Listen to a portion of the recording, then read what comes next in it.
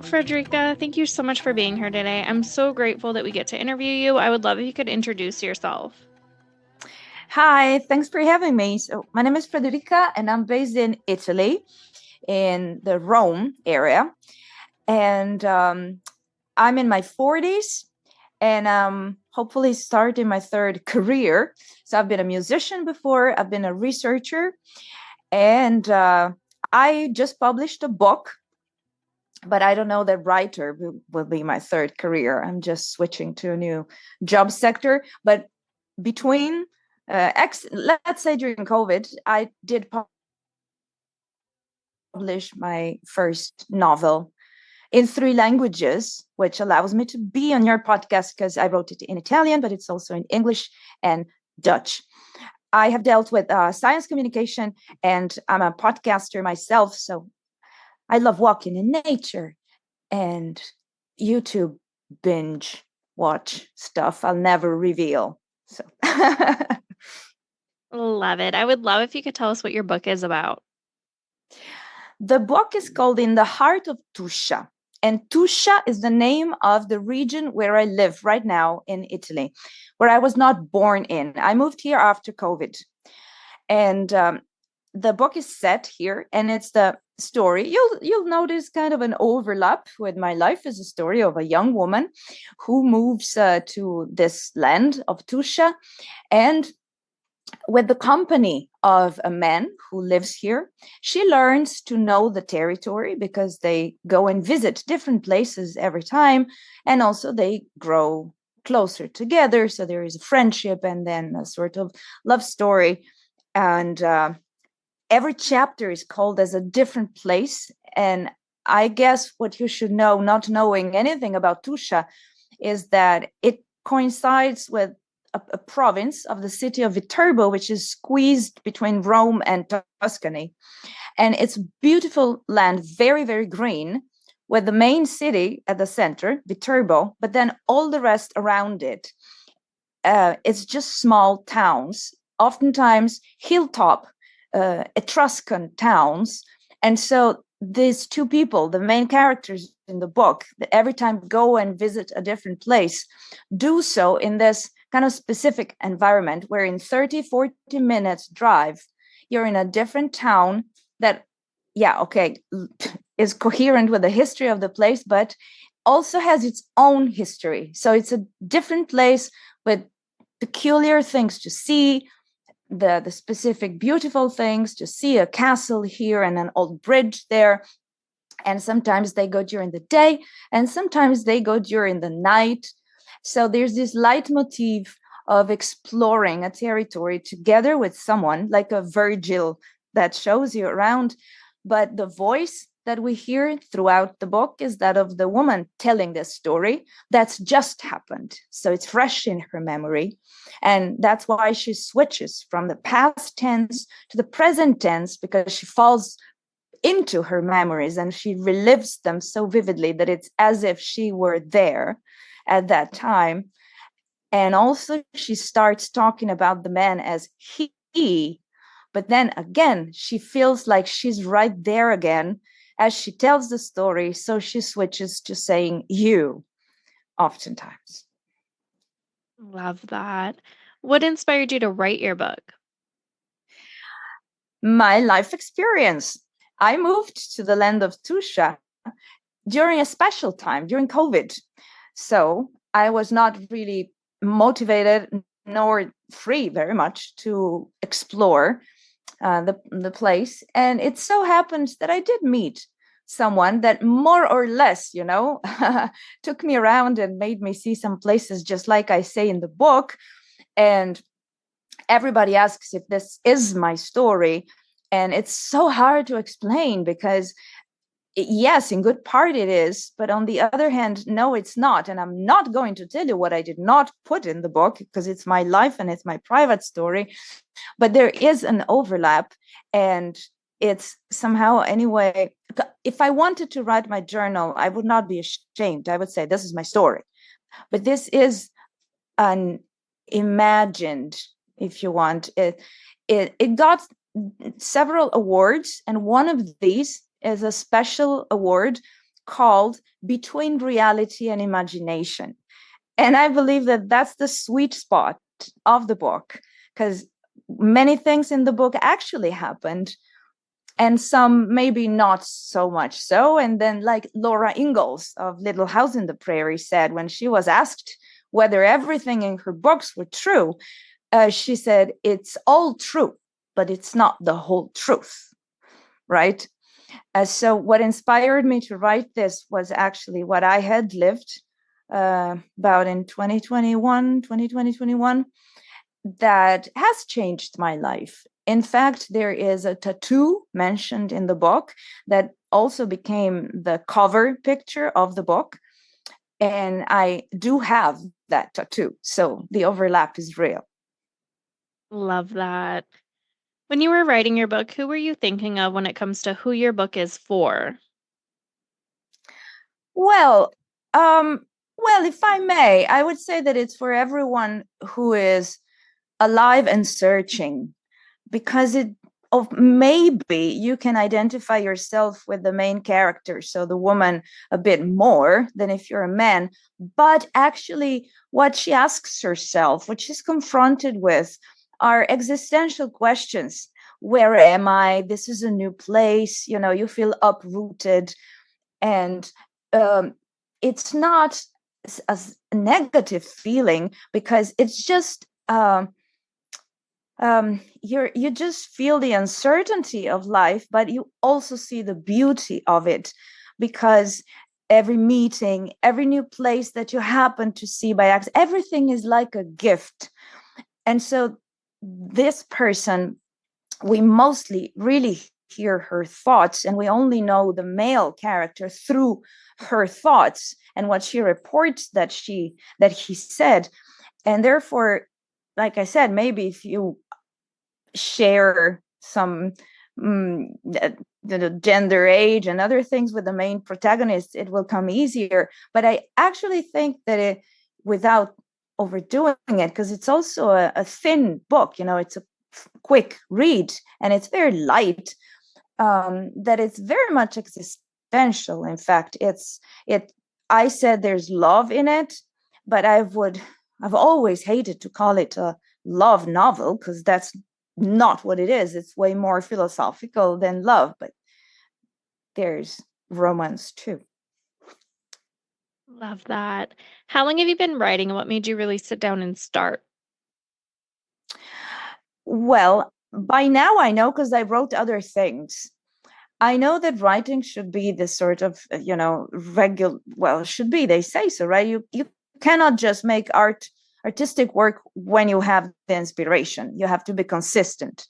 And yet I find it extremely hard to begin something new if I don't have that inspiration. So whenever I have to write something new, not work on stuff I've written, then you have to be diligent about it, even if inspiration helps so much. How it happens is that I will process some things inside of myself, passively almost. They just work in the background. And at some point, it may take months, I will start having half sentences in my head, if not full sentences, and really feel that those are fixed. And I often write them down, because they really have to be like that, word by word. They work really well, and somehow the rest then comes. So there needs to be a time of processing until I say words come to me. That means that I will have this fixed sentences in my head that won't go away.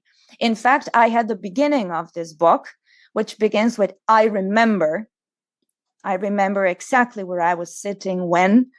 That sentence, that full sentence, I had it in my head for weeks. And then actually the day I sat down, well, it's an interesting thing that something got canceled. I got let down. So it was a bit of a stressful time. And I said, you know what? So suddenly I had a whole free day. I was pissed about it because someone let me down. But then I thought, you know what? Today is the day maybe I can sit down, because now I have this time to start writing. And that day I sat down and I started writing, and I wrote the whole first chapter and set up the I don't even say structure, I say itinerary for the rest of the book, because it is this sort of journey. And then I finished the first days of January. So, but this is how it happened. And I used pictures that I had actually taken in part by visiting the very places I talk about in the book for the first time. I was keeping the pictures in front of me and let the imagination go. But words really came, and I don't know any other way to write. I cannot squeeze it out of me. I have to see it in front of my eyes and just describe it for you. Love that. What is your schedule like when you are writing a book? You think too much of me. No, I don't have a schedule. I'm a type of person that learned to have some sort of life work balance, but for the most part, I just fall into it. I'm obsessive. So when I'm working on that, I just have that one thought and I go and I go and I go until it's done. And I do agree with what, there isn't a right or wrong way to write. Everybody has their own strategy, but I kind of agree with what many say, that is that you should just do the first draft as it comes as quickly as possible. And then you spend months working on it. In fact, yeah, it's a thin book. Again, I didn't write, War and Peace. But it took me from late November to the beginning of January, about 2 years ago. But then I reworked the text until May, June. It's not a full-time job, but it's so tricky, it's so delicate. You have to know when to stop editing, because then you start taking it too much apart. But anyway, yeah, I know schedule. Love that. What do you need in your writing space to help you stay focused? Silence, mainly. Yeah. Amazing. What is your favorite writing snack and drink? Sweet stuff.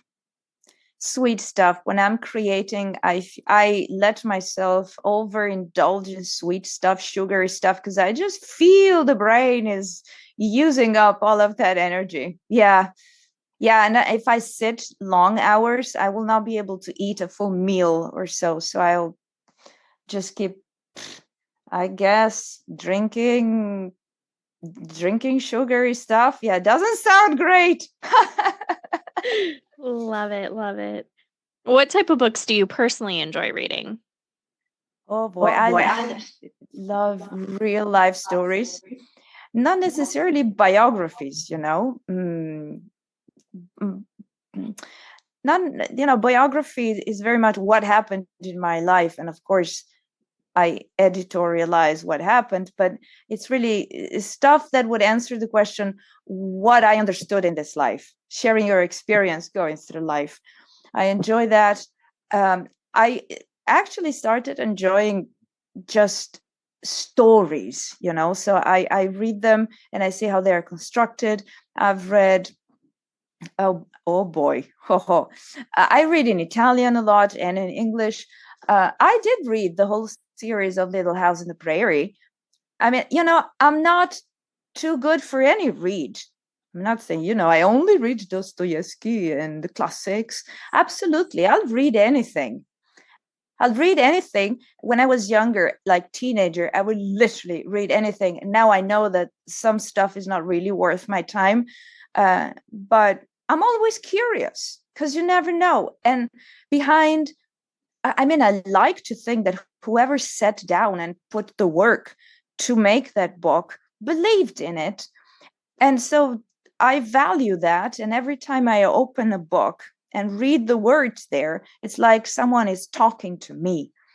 I imagine the person on the other side who imagined that story and picked exactly those words. So to me, every text has value. Of course, Dostoevsky is God.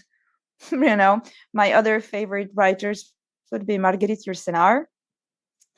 and Simone de Beauvoir, of course, and some Italians, and Alexandra David-Neil. I have oral books in French around here. Some essays I read. I love history books.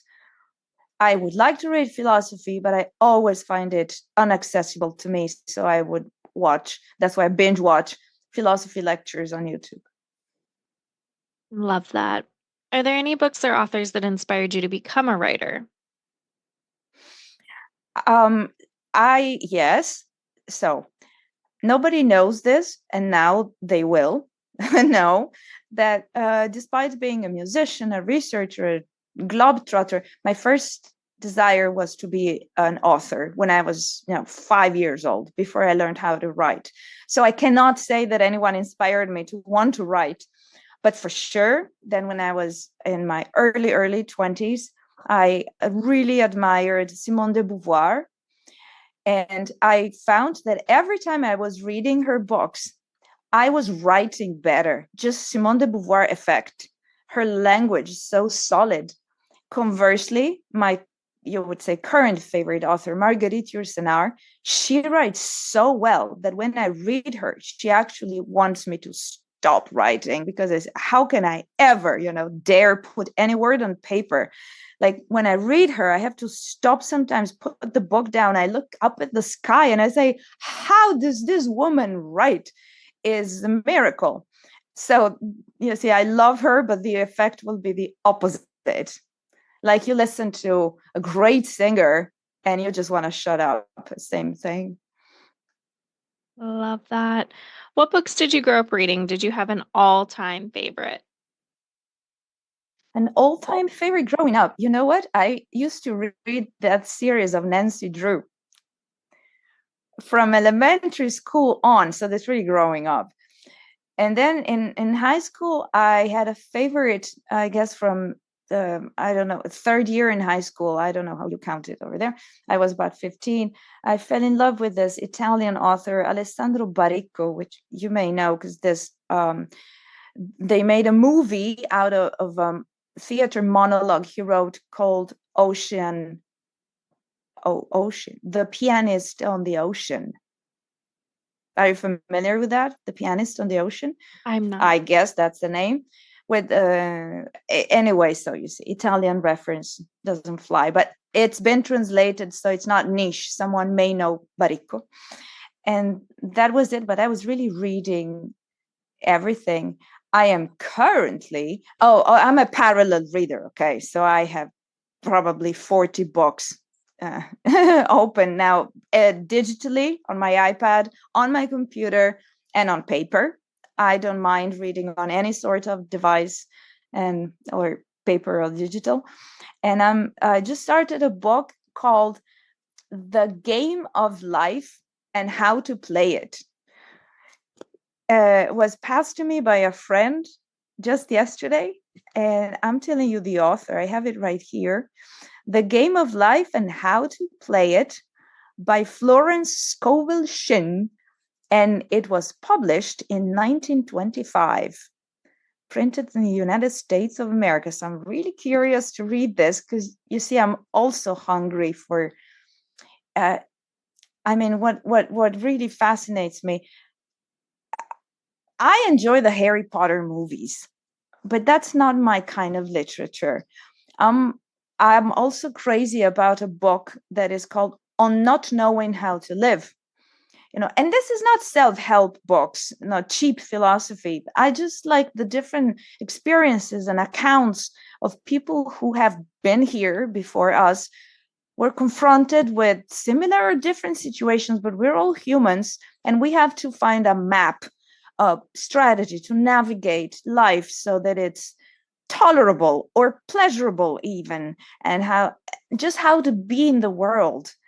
And so books like this, I don't expect 10 rules on what to do to be in the world. I really enjoyed the personal experience of, like I said, actually, if it was a thing, I wish that anyone were obliged before they leave this world, when they check out, to write what I have learned during my time on earth. Like, what the hell have you learned? Have you learned anything? One thing that's for sure, because as I grow, it seems like nobody knows what we're doing here. Everybody tries a different thing. And I'm sort of obsessed with navigating this place better.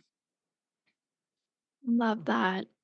On the other side of that, now as an adult, what are your favorite series or authors that if they come out with something, you automatically grab it? Automatically grab it. Not really. No, now these are like dirty little secrets. I guess that because I used to like certain artists when they, release these biographies that, God, you know what they are, they're just to sell. And maybe I still buy them, so I know I'm too ashamed to mention, but I have read several, memoirs. One of the best books, speaking of memoirs, that I read was by Maria Hornbaker in Minnesota. If you know her, she became popular with the memoir on anorexia, Wasted, because I had an eating disorder, and I enjoy reading books like that. Although maybe I read 5 in all my life, I never liked them. Having been through that, I always found them a bit rhetorical and hers is raw. And I thought, yeah, exactly like that. Like that's talent and that's the real experience. So I read more stuff from her since then. I think we're connected on Facebook, so I'm a fan, definitely. But I cannot answer your question better than that. I'm surrounded by books, but I didn't really prepare to mention names and give you a list. This is a great book that I got here. Maybe you're familiar with The Myth of Mental Illness by Thomas Zaz. If you just read the introduction to the book, you know everything you need to know. This is fascinating. So I will read stuff on mental health too, not because of my experience, because I dealt with wellness and mental health in academia as a researcher. So that's interesting. Here we have Tales, Encounters with the Devil. Oh, my favorite author is also Hermann Hesse, German author.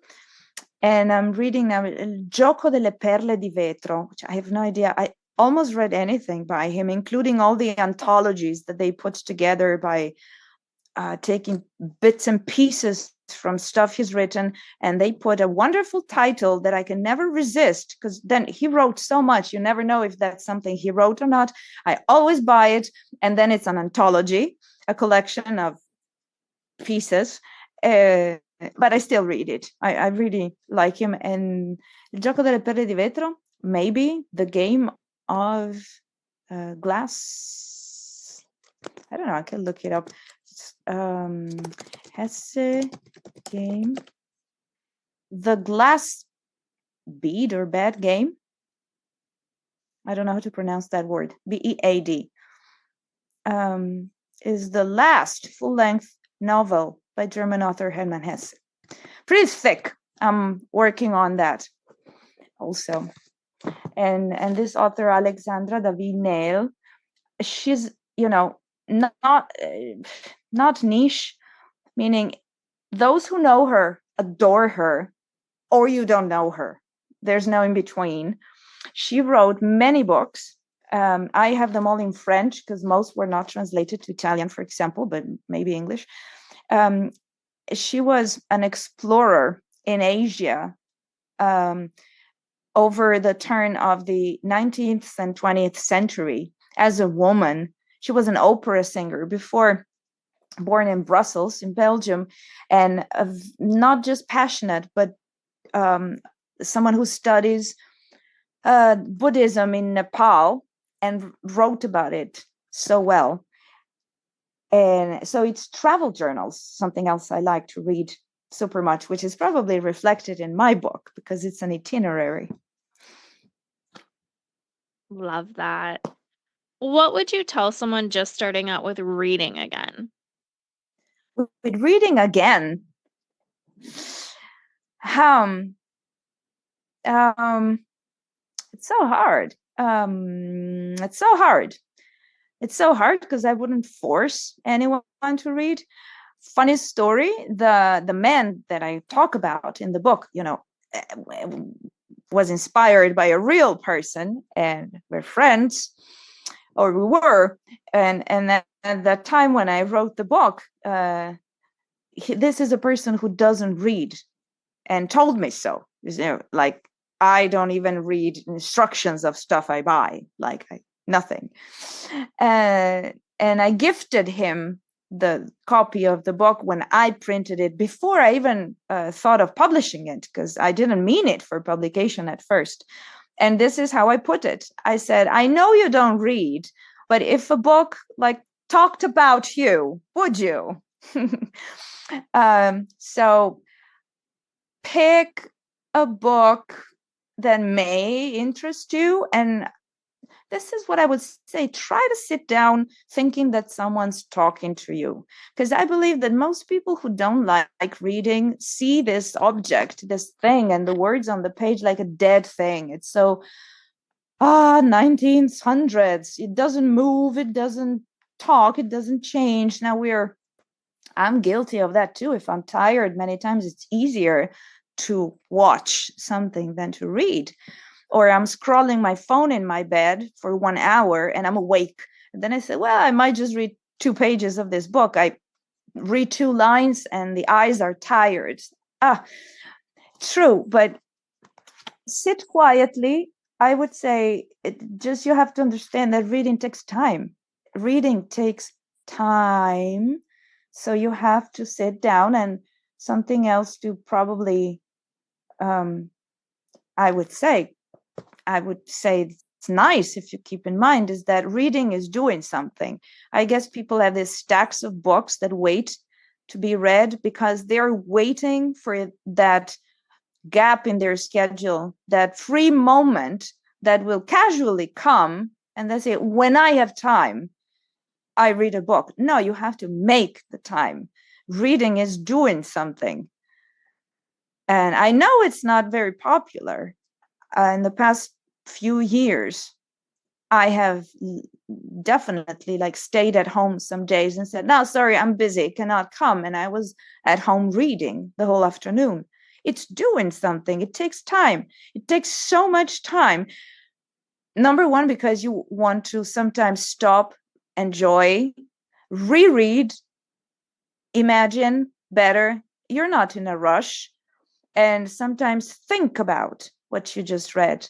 There's a quote I love about philosopher Hobbes, I believe, that said he was very erudite, very educated, but that he would have not known anything more than any other gentleman that read the same books he did, had he not also reflected upon them.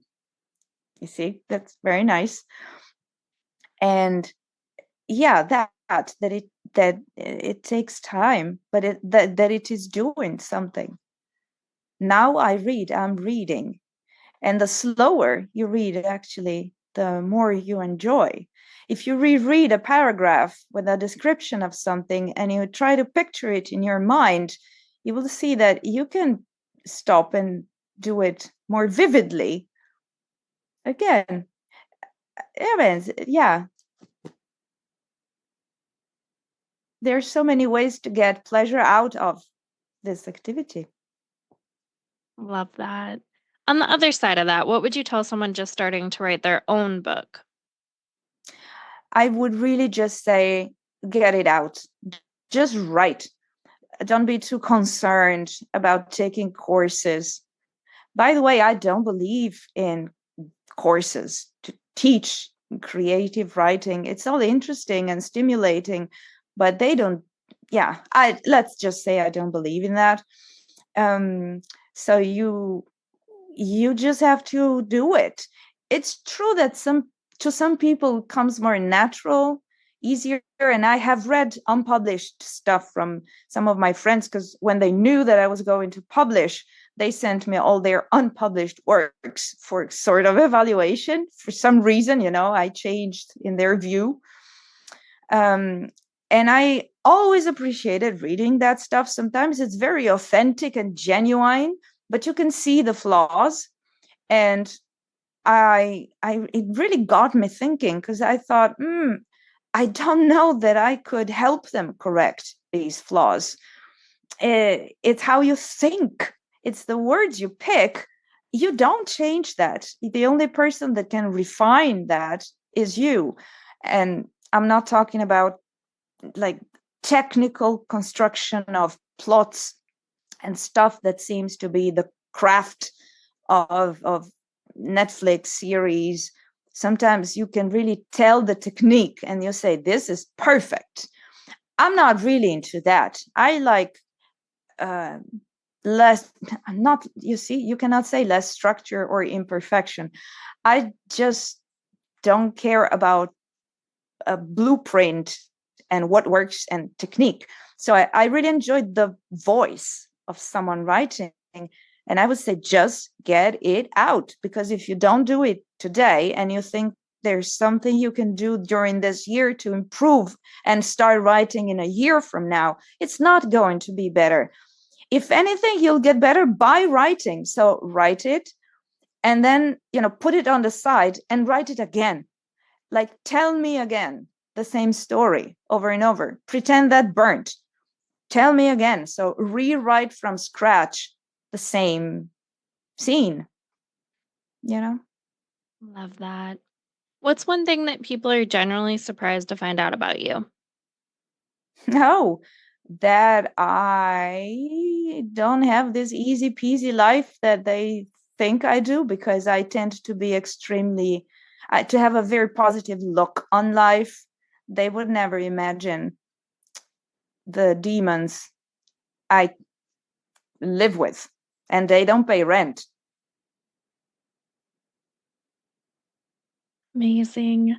Is there anything you would like to say or add?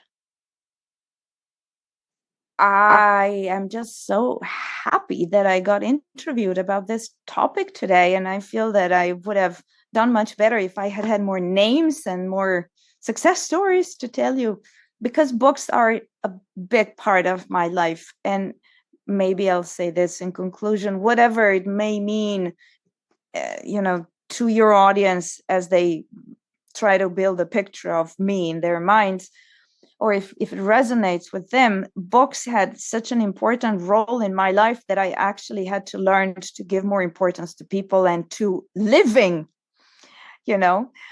I really was the bookworm. I would stay at home. There is a little bit of escapism in that, in living the imagined life as opposed to a real life. That's how much books have meant for me. Now I am doing better, but they're always good friends, very much. And I don't know that there's any new technology that has replaced what a book can be, which is this self-contained, from cover to cover discourse of someone who cared enough to take the time to sit down and write this for us to read in the future across space and time. Love that. Where's the best place for readers to find your book? I know some readers love signed copies. Is that an option and the best place to connect with you? Sure. It's an easy answer. That is Google my name. So it's impossible. So I hope there will be links. It's impossible to spell my name correctly, Federica Bressan. The book is available on multiple websites, and it's also available in digital form, like an ebook. So wherever you are, you could have it instantly for cheaper than the hard copy. Distribution in the United States is still a problem. I just signed a deal with a Dutch publisher to republish the book, which exists already in Dutch, but issued there. So maybe we'll reach that market easier. If you're a publisher and you're listening to this in the United States, maybe reach out. So it's on different websites. So the best thing is to Google In the Heart of Tuscia, Tusca, CIA. It's also difficult, my name and the title. So I hope there will be links. Feel free to connect on Instagram, Facebook, LinkedIn. The book has a website, federicabressan.com/cuoretuscia. Check the links again with all the press releases. There is a Google map with all the, the dots on the places mentioned in the book. So you can see exactly in Italy where this is. Like I said, it's a beautiful place between Rome and Tuscany, central Italy. There are pictures of book talks. There are more pictures from Tuscia, from the region. The books that are in the ebook has pictures in it. The hard copy doesn't. And I'm very easy to find. So reach out in any way, and I'd be happy to sign a copy and ship it to you if I can. Amazing. Well, thank you so much for being here today. We're so grateful that we got to interview you. We'll be sure to drop those links in the show notes. That way everyone can find you. And again, thank you so much.